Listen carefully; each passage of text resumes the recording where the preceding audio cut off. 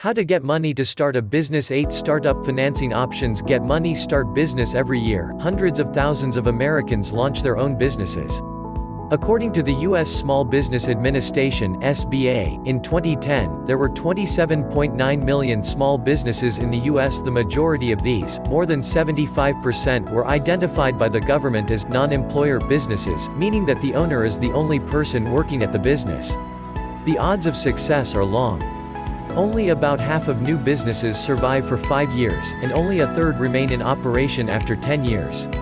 Despite this, a small percentage mature into stable small to mid-sized businesses, while a microscopic fraction becomes the stuff of legends, like Apple or Hewlett-Packard, companies born in garages that ultimately ascended to the highest ranks of American business. Before your business can have any hope of becoming a legend, or even just profitable, you need to find a way to finance its birth. The SBA states that in 2009, the Ewing Marion Kauffman Foundation estimated the average cost of starting a new small business in the U.S. to be about $30,000. To estimate what it will cost to launch your business, check out an online startup cost calculator, such as the one provided by Entrepreneur.com. While the number may seem shockingly high, today's entrepreneurs have a wide range of options when it comes to financing startups. Ways to raise money for your new business. 1. Self-financing. While self-financing your startup can be relatively easy, it comes with a big downside. You're entirely on the hook if the venture doesn't pan out. Still, it can be an attractive option, and if you're in the position to get the needed funds from your own reserves, there are a variety of ways you can go about it.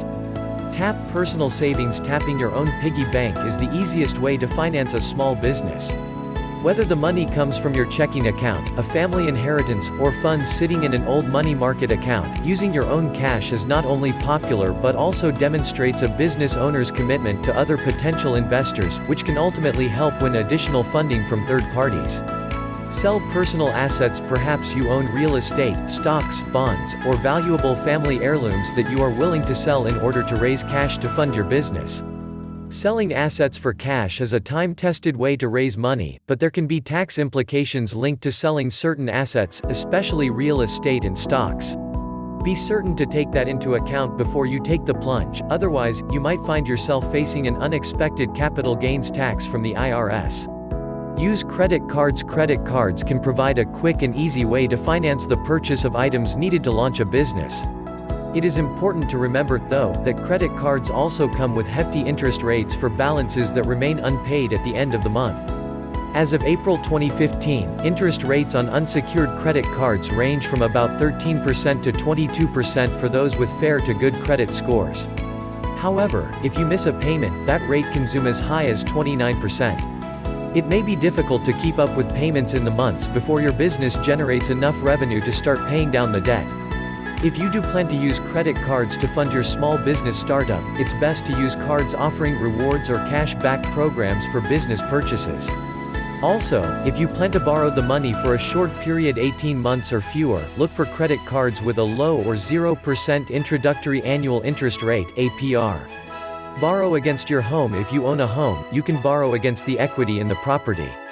Home equity lines of credit (HELOCs) from someone like Figure.com and home equity loans (HELs) are popular ways to access your home's value. However, since the financial crisis, lenders have significantly tightened the restrictions on such loans and lines of credit. Many lenders require borrowers to retain at least a 20% ownership stake in the home, the difference between its value and any mortgages or loans still owed on the property, after the transaction is completed. For instance, say you wanted to take a $30,000 loan against a home valued at $300,000.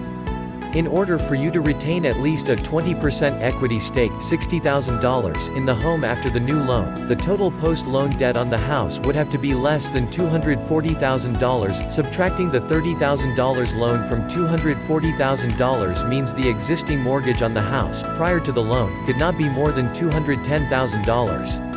With a HEL, you borrow a fixed amount with defined repayment terms under fixed or variable interest rates. There are usually closing fees for HELs. On the other hand, a HELOC allows you to borrow up to a specified sum as needed, paying interest only on the amount actually borrowed. HELOCs usually don't have closing fees, though interest rates normally remain adjustable during a fixed period after the money is drawn. Take out a bank loan. If credit card interest rates scare you and you don't own a house, you can try to persuade the bank to lend you the money to start your business. Personal bank loans come with lower interest rates compared to credit cards, currently between 6% and 13%, depending on your credit history. However, they can be more difficult to obtain in the absence of collateral, such as real estate or a paid-off automobile, to secure the loan. If you have no collateral, or if your credit score isn't very high, you can boost your chances of getting a bank loan by finding a co-signer, someone with good credit who agrees to be responsible for the debt if you default. If a traditional bank isn't what you're looking for, you can get a personal loan from a lender like Sophie. Sophie offers personal loans without any fees. Most companies will charge an origination fee, but not Sophie. You just pay interest on the loan and you can choose repayment periods of 2 to 7 years. Cash in retirement accounts. While the funds in your IRA or 401k might look like a tempting source of cash, there can be very steep penalties for early withdrawals. However, some financial advisors promote a plan that claims to permit individuals who are planning to launch a new business to potentially avoid those penalties. Supposedly, this can be done by rolling over funds in an existing 401k plan into a new 401k plan created by a C corporation. The owner of the new company can then invest the 401k funds in company stock, thus freeing the money to be used to finance the business. Known as Rob's Rollover for Business Startup, these plans are popularly promoted online, especially by those hawking franchising opportunities. While the IRS has not declared Rob's plans explicitly illegal under U.S. tax laws, IRS officials say that they often fail to comply with other tax rules, including the Employee Retirement Income Security Act, ERISA. Setting up a fully compliant Rob's plan can be complicated and costly, and can result in significant penalties if the IRS disagrees with its level of compliance. Rob's plans remain very controversial, and many financial professionals consider them extremely risky and likely to provoke an audit. An alternative to Rob's plans is taking a loan out against the balance of your 401k. Many 401k plans have some form of loan option that permits you to borrow as much as 50% of the balance, usually up to a ceiling of $50,000. 401k loans normally must be repaid within 5 years. Note that during the time of the loan, any money borrowed from your 401k is not earning interest along with the remaining the balance. Moreover, if you miss a payment, or if you can't repay the loan at all, you will be hit with heavy penalties. Retirement accounts should be considered as a source of startup financing only if all other potential sources have already been tried. 2. Friends and family. If you can't tap your own piggy bank, or if your credit score isn't good enough to convince a bank to lend you money, you can always turn to the people who know you best. Family members and friends can be easier to persuade than anonymous bank officials. They are also more likely to look past your current account balances and credit score when determining whether you are worth the risk of extending a loan. Moreover, they are less likely to demand stringent repayment terms or high interest rates, and in the case of family members, you may escape interest rates altogether. Borrowing from a personal friend or family member is a very popular option. In fact, a 2015 survey by Pepperdine University found that 68% of responding small businesses used financing from the owner's friends and family. Needless to say, borrowing from friends and family comes with its own set of risks. If the venture fails, or if it takes much longer than anticipated to repay the loan, your relationships can suffer.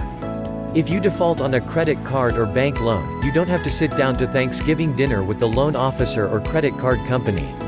If you fail to pay back Aunt Sally, you may never hear the end of it. Few things can complicate friendly or familial relationships like misunderstandings over money. If you decide to borrow from those close to you, make sure that you have all the terms of the loans clearly written out. That includes how much is to be borrowed, the amount of interest charged, and the timetable for repayment. Take out Bank Loan 3. Small Business Administration (SBA) loans created by Congress in 1953. The SBA doesn't lend directly to small businesses. Instead, the SBA offers a variety of guarantee programs for loans made by qualifying banks, credit unions, and nonprofit lenders.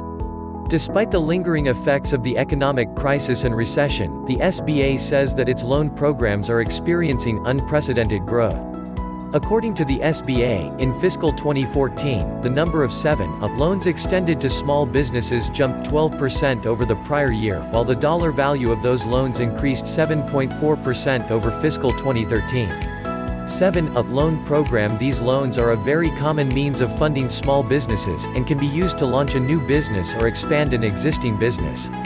There is no minimum 7-up loan amount, though the SBA states that the program won't back a loan of more than $5 million. The SBA says that in 2016, the average 7-up loan amount was about $375,000. For loans up to $150,000, the SBA may guarantee a maximum of 85% of the loan, that falls to 75% for loans above $150,000. The repayment terms state that all owners of the prospective business that have at least a 20% stake in the venture are expected to personally guarantee the loan's repayment.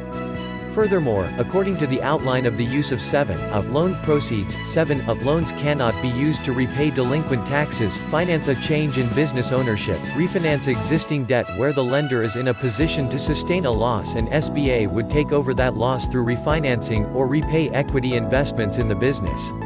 Businesses that qualify for a 7-up loan must comply with SBA standards. If one of partners in the business, with a 20% or greater equity stake, is incarcerated, on probation, on parole, or has been indicted for a felony or a crime of moral depravity, the SBA won't back the loan.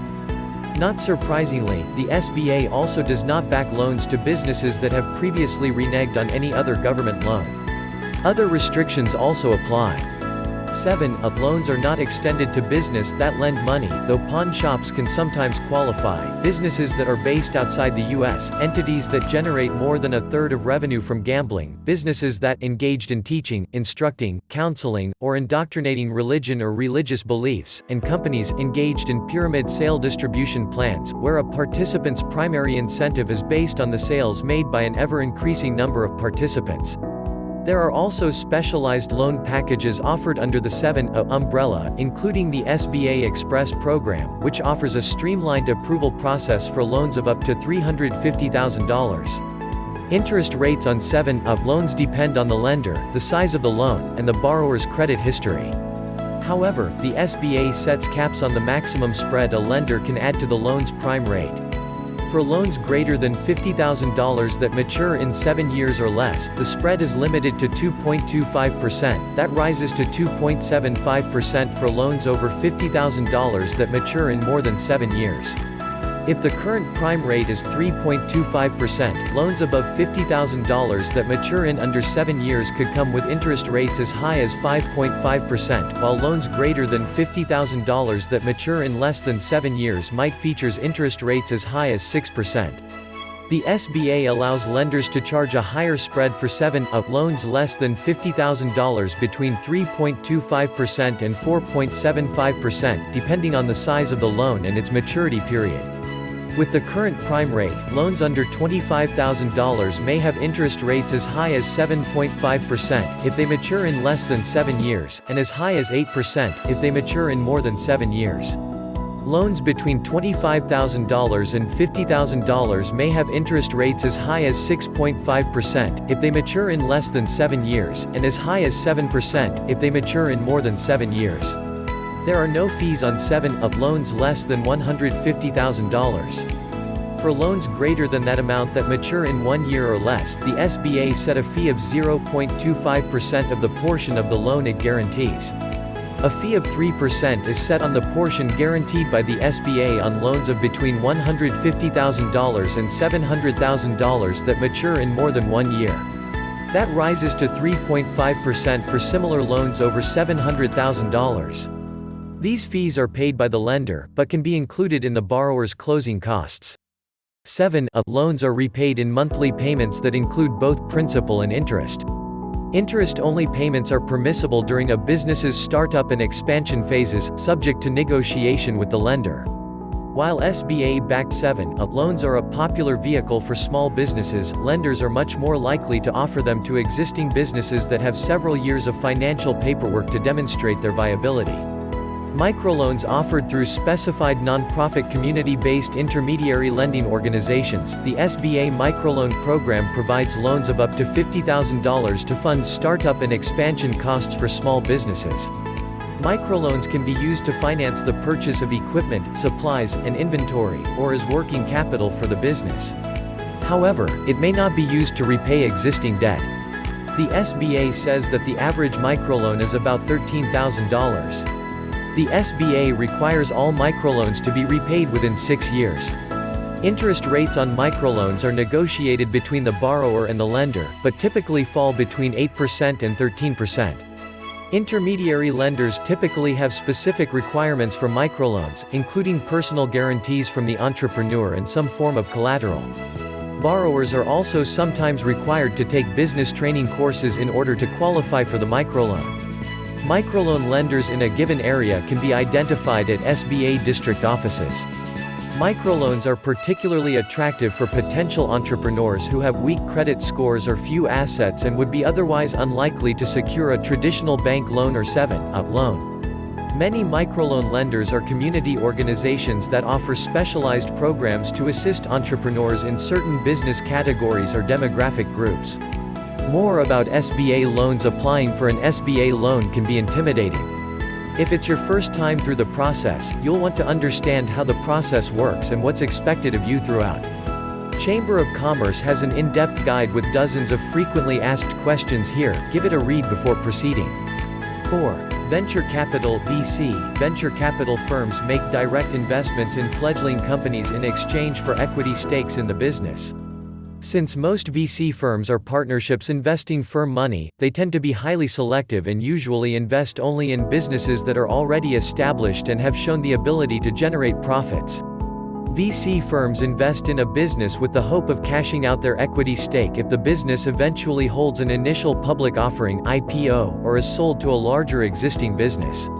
In The Small Business Bible, USA Today business columnist Stephen D. Strauss notes that competition for VC funding is intense.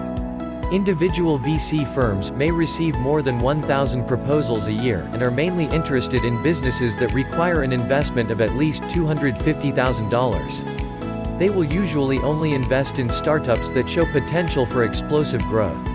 Small Business Bible 5. Angel investors. If you can't get enough cash from the bank or your own assets and you don't have a rich uncle, you can always look for a wealthy non-relative. Some well-off individuals like to invest in startup ventures, often in exchange for an equity stake in the new business. These investors are known as angel investors. Typically, an angel investor has been successful in a particular industry and is looking for new opportunities within that same industry.